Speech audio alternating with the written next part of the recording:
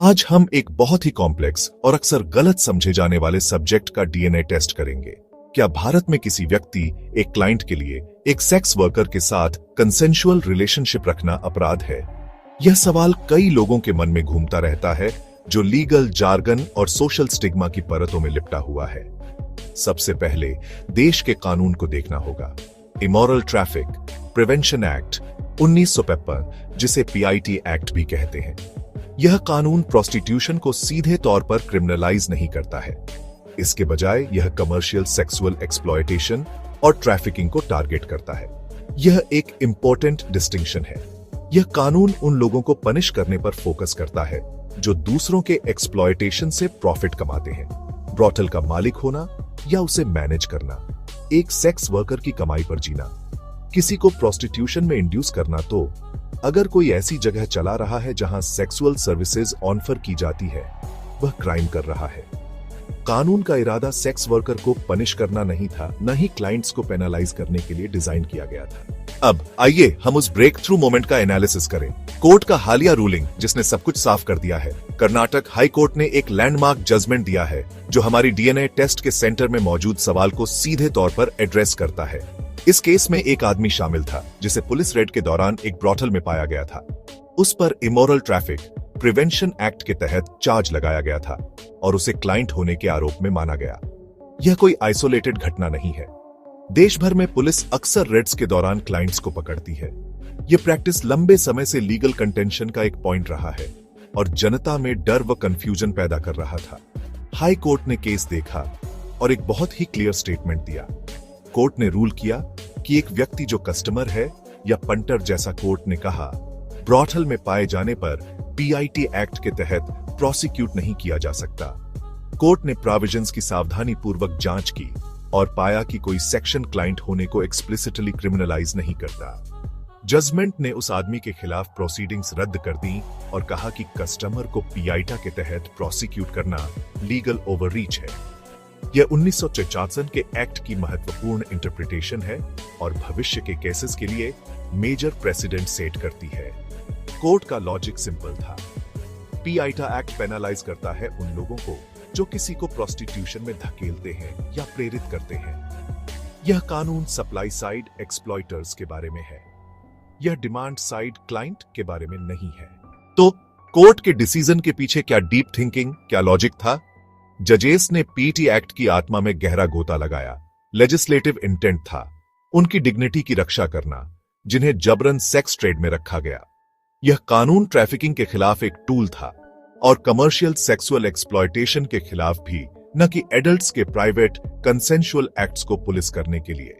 अगर कानून बनाने वालों ने क्लाइंट को पनिश करना चाहा होता तो एक्ट में स्पेसिफिक प्रोविजन होते। उनकी अनुपस्थिति को कस्टमर को क्रिमिनलाइज न करने का डेलिब्रेट चॉइस माना गया। यह शाब्दिक टेक्स्ट से परे देखने वाली जुडिशियल इंटरप्रिटेशन का क्लासिक उदाहरण है। इस रूलिंग का समाज पर गहरा असर हो सकता है। दशकों से सेक्स वर्क स्टिग्मा एक हथियार रहा है। वर्कर्स के खिलाफ, क्लाइंट्स के खिलाफ यह जजमेंट उस स्टिग्मा को चुनौती देता है। क्लाइंट की डिक्रिमिनलाइजेशन, कोर्ट की तरफ से यह स्वीकार होना है कि सेक्स वर्कर्स सर्विस प्रोवाइडर हैं और क्लाइंट्स क्रिमिनल नहीं। सामाजिक धारणा धीरे धीरे बदल सकती है। बातचीत नैतिकता से हटकर अधिकारों की तरफ जाए। डिग्निटी सेफ्टी, ये रेगुलेशन पर खुली चर्चा को प्रोत्साहित कर सकता है, जो वर्कर्स के लिए बेहतर स्वास्थ्य परिणाम ला सकता है और कम एक्सप्लॉयटेशन। हालांकि सिक्के का दूसरा पहलू भी है। पुलिस अब भी क्या कार्रवाई कर सकती है, कौन सी स्थितियों में? अगर सेक्स वर्क में माइनर शामिल है, पीओसीसो एक्ट के तहत 18 साल से कम के साथ कोई भी सेक्सुअल एक्ट गंभीर अपराध है, क्लाइंट को सख्त सजा मिलेगी। तो इस डीएनए एनालिसिस से आम नागरिक के लिए मुख्य टेकअवे क्या है? आपको किन इंपॉर्टेंट बातों का ध्यान रखना चाहिए? सबसे पहले और सबसे इंपॉर्टेंट, कर्नाटक हाई कोर्ट की रूलिंग यह स्पष्ट करती है कि एक क्लाइंट के रूप में एक एडल्ट सेक्स वर्कर के साथ कंसेंशुअल सेक्सुअल एक्ट में शामिल होना इमोरल ट्रैफिक प्रिवेंशन एक्ट के तहत क्राइम नहीं है। यह एक सिग्निफिकेंट लीगल स्पष्टीकरण प्रदान करता है। हालांकि यह लापरवाह व्यवहार के लिए लाइसेंस नहीं है। कानून कॉम्प्लेक्स है और इसका एप्लीकेशन अलग अलग हो सकता है।